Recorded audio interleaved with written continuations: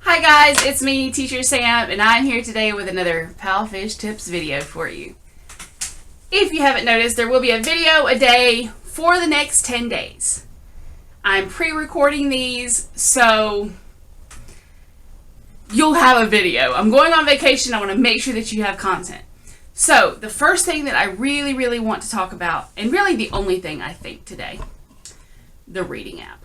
If you didn't watch, Leanne and Melissa did an awesome Zoom about the reading app, and I'm going to link that below. If you watch this video, go watch that one.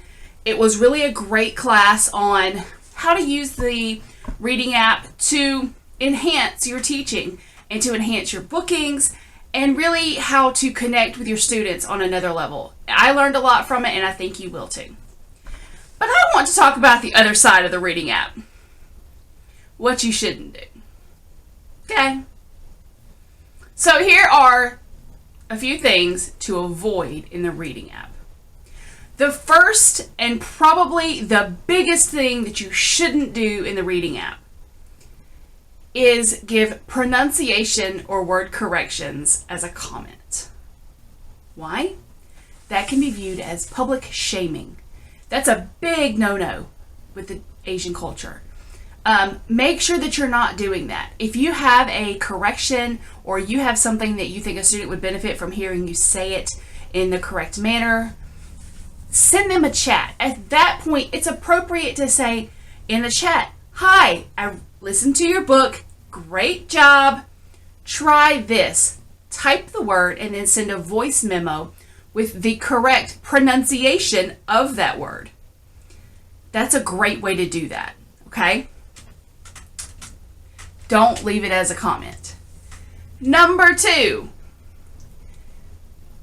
just because a student follows you doesn't mean that you need to message that student and barrage them with huge, lengthy text. Why? That sounds like a great idea. Let me introduce myself. Okay, let me explain. And if you have kids, you'll get this. My kid has learning apps, right? She has some to help with math. She has some to help with other topics. If out of nowhere she randomly got a message with a long message from a teacher, I would be like, whoa, who is this? This is my child. These kids are on this app to read, not to get to know you. So let's not explain these huge long stories to them. Let's not tell them why we're there. If you like their book, that's great. I think they get shells for that. But it's not necessary to go forth and give your life story. And yes, some teachers are doing that. That's creepy. Don't be a creepy stalker. If you're not connected with that student, you don't need to send them your schedule. That's creepy. You have to borderline, remember that for the most part, it's only kids in the app. Well, guess what? If a mom pops in and sees these long written out messages to their student, they're going to go, "What? Wouldn't you do that too?" This is something to think about. While yes, we want to connect with these students, we also want to make sure that we are maintaining our professionality. Professionality? Is that even a word? Professionalism. Let's go with that. Our professionalism is really important, and it's important because it can sometimes be hard to portray our emotions or our feelings or our thoughts on something when it's just a typed word. But when you do silly things, like use inappropriate words or say things, maybe you're in a reading group and maybe you feel that another teacher is doing something inappropriate. It is not your job at that point to call that teacher out, okay? Because that's probably a student reading group. If you have a problem with a teacher, screenshot the situation and contact a mentor immediately.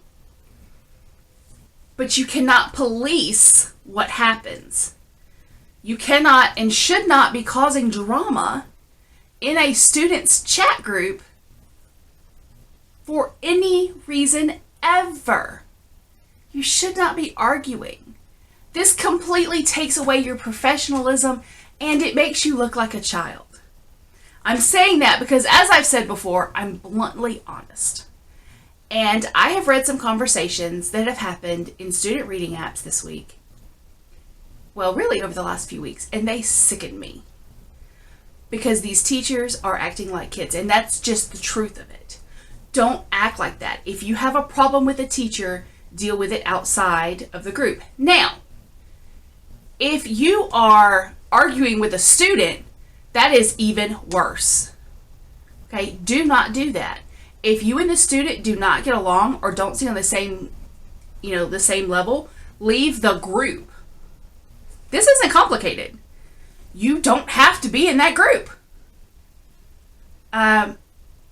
We shouldn't ever be doing anything to make our students uncomfortable, to make the administration ever have to answer to anything for us. If a parent contacts Palfish, Palfish should have no problem backing you up 100% on anything you say or do on any of their applications. I want you to think about that as you go forth in your week. Could Palfish reasonably back up everything that you are saying and doing in the reading app or in the Palfish app without question? That's called being above board, okay? Beyond reproach. You should not be questioning anything that you're doing. If you are, take a step back, analyze the situation if you were the parent, if you were the company, and if you're still unsure, reach out to a mentor. We will help you. Guys, until next time, I hope to see you in the classroom very soon.